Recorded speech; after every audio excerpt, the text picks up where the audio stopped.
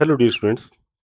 आज की इस नई हमारी सीरीज़ के अंदर अभी जो टाइप्स ऑफ स्पीच है वो चल रहे हैं। अभी तक हमने पॉजिटिव स्पीच है वो की है। ये हमारा बीए एईसी का जो कोर्स है ये चल रहा है। इसके साथ-साथ ये बहुत सी और भी जगह ये चीज़ें ये काम आती हैं। तो एईसी का मतलब है एबिलिटी एनहांसमेंट कोर्स, ठीक है? अब अगर हम आगे देखें तो जो हमारी आगे की जो सीरीज़ रहेगी उसमें ये 4 तरह की जो स्पीचेस हैं ये रहने वाली हैं। पहला आर्ग्यूमेंटेटिव, दूसरा पर्सुएसिव, तीसरा नरेटिव और चौथा है डेमोन्स्ट्रेटिव। तो आज हमारा रहता है ये आर्ग्यूमेंटेटिव कि आर्ग्यूमेंटेटिव है क्या है। तो मेन पर्पज है वो ये है prove a position as a is correct. हमें जो पोजीशन है उसको करेक्ट है वो बताना है, लॉजिक के साथ, फैक्ट्स के साथ और एविडेंस के साथ। ये फॉर्मल भी हो सकती है, ऑब्जेक्टिव ये होती है, ये दो तरह से चलती है। तो इसका जो मेन जो की एरिया है ये इतना है। आप लोग एक साथ चारों का स्क्रीनशॉट वो ले लीजिए, ताकि हम नेक्स्ट जो स्लाइड लेके आएंगे उसके अंदर भी ये फिर से आने वाली है। ठीक है, तो होप आपको इतना ये समझ में आया है। अब चलते हैं अपन आगे कि किस तरह से इसके अंदर ये चीजें आती है। ये आर्ग्यूमेंटेटिव स्पीच, ठीक है। Argumentative speech is a formal speech. क्या है? एक फॉर्मल स्पीच है in which the speaker takes a clear stand, जहाँ जो स्पीकर है वो एक क्लियर स्टैंड लेता है ऑन डिबेटेबल इशू, इसके ऊपर, डिबेटेबल इशू के ऊपर, एंड प्रेजेंट लॉजिकल एविडेंस, जो वहाँ पर अपना लॉजिकल एविडेंस, फैक्ट्स और reasoning to convince the audience, जो ऑडियंस है उसको कन्विंस करता है that their position is correct, कि जो हमारी जो पोजीशन है ना वो बिल्कुल करेक्ट है। It relies on logic, data and structured argument rather than the emotional appeal tone alone. यहाँ पर है ना ये जो स्पीच होती है इसमें लॉजिक, डेटा और स्ट्रक्चर होता है ना, वो जो आर्ग्यूमेंट्स होते हैं ना वो पूरे एक अलग टोन में होते हैं। अपील टोन में ये, या जो इमोशनल है उसमें ये नहीं होते। ठीक है, ये सारी जो चीज़ें हैं ना, और लॉजिक हो गया, डेटा हो गया, स्ट्रक्चर्ड वे में हो गया, ये रीजनिंग हो गया, इसके अंदर फैक्ट्स हो गए, एविडेंस हो गया, सारी चीज़ें होती हैं। इमोशनल ये लोग कॉल नहीं करते इसमें। तो ये होता है आर्ग्यूमेंटेटिव स्पीच। अगर हम देखें, ठीक है, तो आर्ग्यूमेंटेटिव स्पीच है के अंदर मोस्टली क्या आता है बच्चों, जैसे डिबेट कंपटीशन हो गया और हो गया। अब देखते हैं कि इसमें क्या क्या चीज़ें आती हैं। पहला है develop critical thinking and analytical skills. इससे क्या बेनिफिट है? पहला है क्रिटिकल थिंकिंग से इम्प्रूव होती है। एनालिटिकल स्किल्स है मतलब हर एक चीज़ को समझ कर देखना, ठीक है ना, लॉजिकल वे में। Improve research and evidence gathering ability, इससे ना रिसर्च की जो एबिलिटी है वो बढ़ती है। और साथ के साथ क्या होता है इससे, जो अपना बोलते हैं इसको, जो गैदरिंग एबिलिटी है वो भी इससे हमारी बढ़ती है। अब आगे है बिल्ड्स कॉन्फिडेंस इन एक्सप्रेसिंग। अब यहाँ पर जो एक्सप्रेसिंग वे में है हमारा, ये builds confidence in expressing strong opinions. अब बहुत बार जो स्ट्रॉन्ग ओपिनियन है उनको अगर हमें शो करना होता है तो हमारे लिए कॉन्फिडेंस जरूरी होता है, और उनको उन कॉन्फिडेंस के साथ अगर ना हो कॉन्फिडेंस तो क्या होता है कि हम हमारी बात को नहीं रख सकते। जैसे अगर डिबेट चल रही है, जैसे आजकल टीवी शो होते हैं, जैसे आज तक मान लिया, ठीक है, वहां पर बीजेपी का अलग से आदमी आता है, ठीक है, बीजेपी का एक प्रवक्ता हो गया, कांग्रेस का आईएनसी का एक अलग से हो गया, ठीक है, टीएमसी का अलग से हो गया, आईएनएलडी का अलग हो गया, ठीक है, अब वगैरह वगैरह। तो ये सारे के सारे ये आते हैं और ये अपनी अपनी बातें रखते हैं, लॉजिक के साथ भी रखते हैं और वैसे भी रखते हैं, आपको पता है ना। तो ये जो एक्सप्रेशन है, ये स्ट्रॉन्ग ओपिनियंस रखते हैं अपनी अपनी। अब सुधांशु है इस तरह से करके एक और हैं जो बीजेपी प्रवक्ता हैं, वो हर एक काम, हर एक जो चीज़ है ना वो अपने ओपिनियन उनकी पूरी होती है, कॉन्फिडेंस उनमें पूरा होता है, वो डेटा के साथ चीज़ों को लेकर आते हैं। वो भी बड़े खतरनाक है। ठीक है, teacher teach how to counter opposing views effectively. अभी ये है कि हमें शो करता है भी हमें किस तरह से जो चीज़ें हैं वो लेके चलनी चाहिए। जैसे अब बहुत बार क्या होता है कि इसमें ये चला है जैसे अपना भाई, how to counter opposing views effectively. दो चीज़ें चलती हैं बच्चों इसमें। क्या? दो चीज़ें इसमें चलती हैं। जैसे अभी कोई दो लोग आपस में बातें कर रहे हैं, तो हमें क्या होगा इसमें, हम हमारी बात को हमें रखना पड़ेगा। अब हमें काउंटर ओपोजिंग व्यूज इफेक्टिवली हमें आगे वाले जो बंदा हमसे क्वेश्चन कर रहा है हमें उसका आंसर देना पड़ेगा, या आगे वाला जो हमसे पूछ रहा है, ठीक है, उस चीज को हमें बताना पड़ेगा। अब क्या है, prepare students for debates, debate है, ये हो गया, जीडी हो गया, ग्रुप डिस्कशन हो गया, एंड कम्पिटेटिव एग्जाम्स में ये हमारे काम आता है।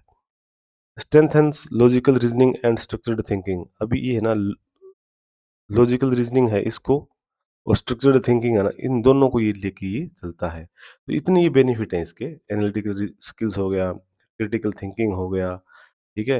अब एबिलिटी हो गया, एविडेंस एबिलिटी हो गया, कॉन्फिडेंस हो गया, देखो, ठीक है।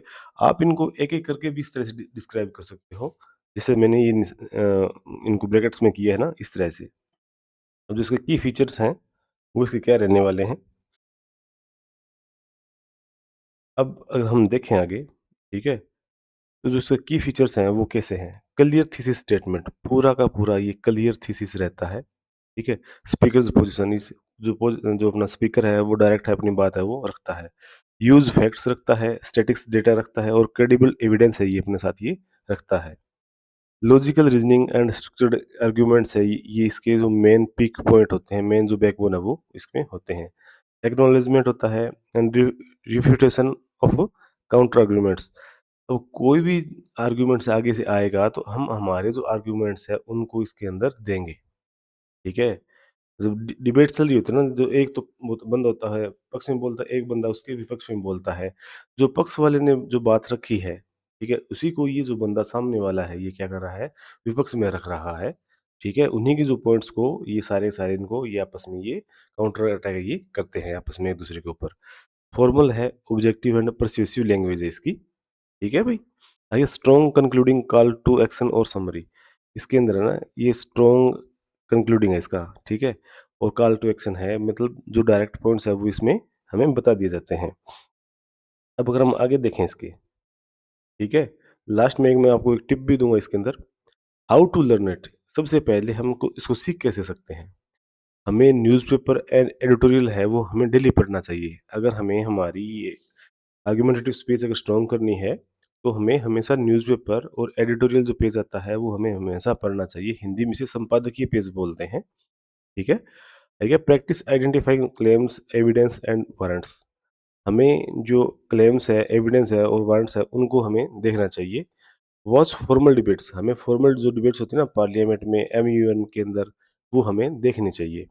Right practice arguments on both sides of an issue, हमें हमेशा आर्गुमेंट्स है वो दोनों साइड के हैं वो हमें देखने चाहिए, उनकी प्रैक्टिस है वो करनी चाहिए। Record yourself and assess clarity and logic, खुद का फ़ोन में या कैसे भी करके रिकॉर्ड करो ताकि आपको ये पता चले कि जो मेरी क्लैरिटी है, लॉजिक है, वो मेरा कितना सही है।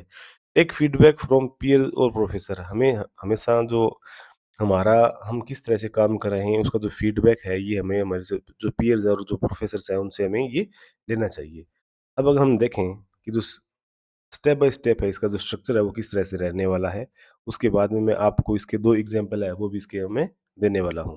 पहला introduction, hook the audience, introduce the topic, state your thesis, position clearly, ठीक है। पहला क्या है, जब ये इंट्रोडक्शन होगा तो हमें ऑडियंस को अचानक से ही हमारे साथ है ये लेके चलना पड़ता है। हमें फिर उसके बाद टॉपिक वो बताना पड़ता है कि मैं इस टॉपिक के बारे में बात कर रहा हूँ, और जो पोजीशन है उसको हमें क्लियरली बताना पड़ता है।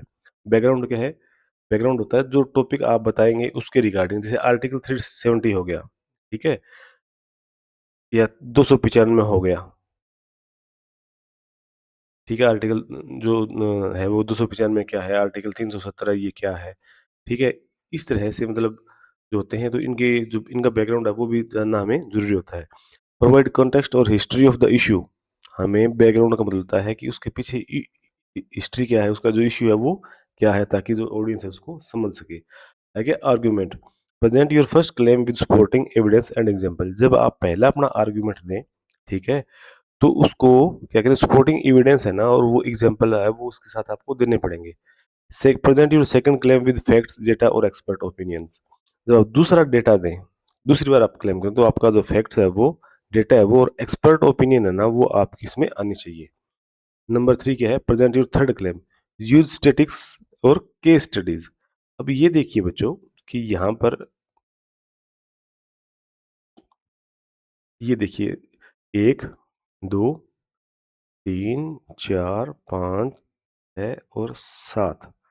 ये 7 तरह की जो चीज़ें हैं, 3 क्लेम किए, 3 आर्गुमेंट किए, 7 तरह से मतलब जो डेटा है वो इसने दिए हैं। अब ये सारे फैक्चुअल हैं, इनके अंदर है किसी भी तरह की कोई समस्या नहीं है, ना ये वो जो जुमला है ये, ना कुछ हो रहा है। जो रियलिटी है ना, मतलब रियलिटी वे से जो चीज़ें हैं ना वो चल रही हैं, वो सारी-सारी इसके अंदर आती हैं। Acknowledge the opposing side, then logically disprove it. ठीक है? मैं सबसे पहले काउंटर आर्गुमेंट है ना, उसके अंदर हमें आर्ग्यूमेंट्स है ये, अपोजिंग वे में हमें इसको लेके चलना है। आगे क्या है, कंक्लूजन में क्या है, summarising arguments, restate thesis and give strong closing statement.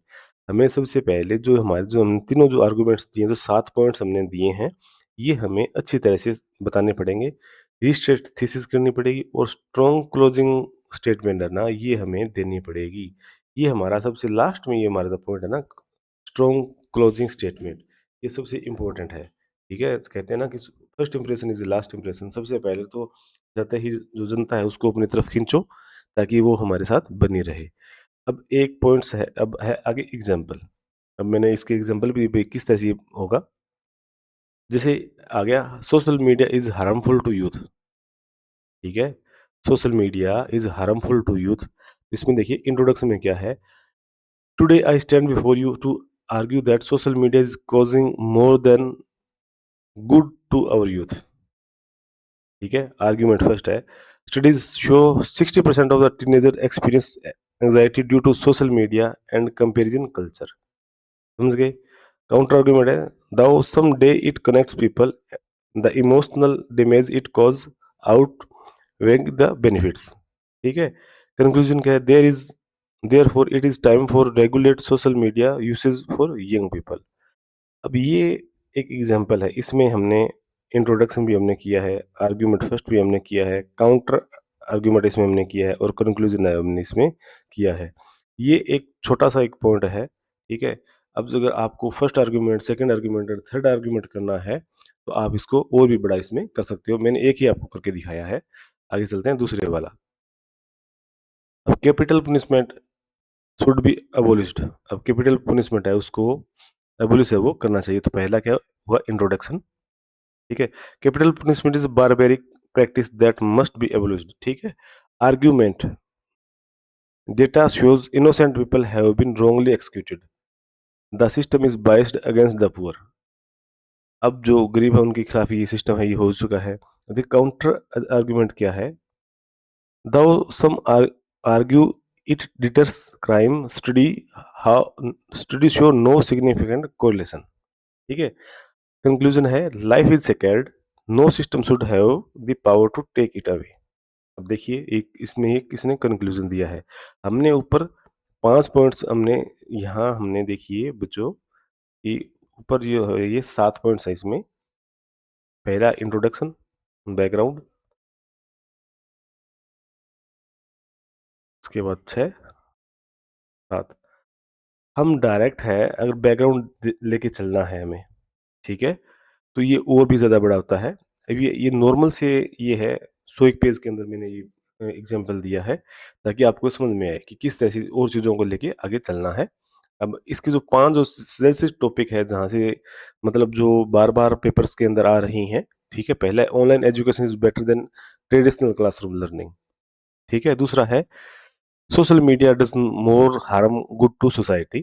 Capital punishment should be abolished in India. English should be the medium of instruction in Indian universities. Women's reservation in parliament necessary for true democracy.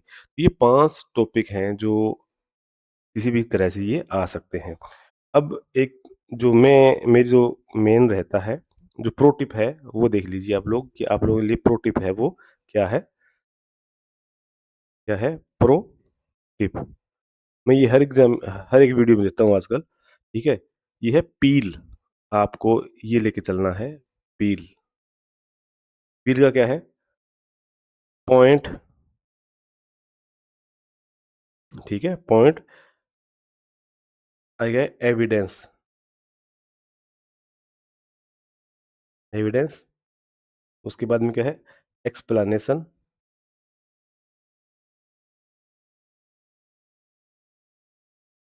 Explanation और L क्या हुआ? Link back to the claim.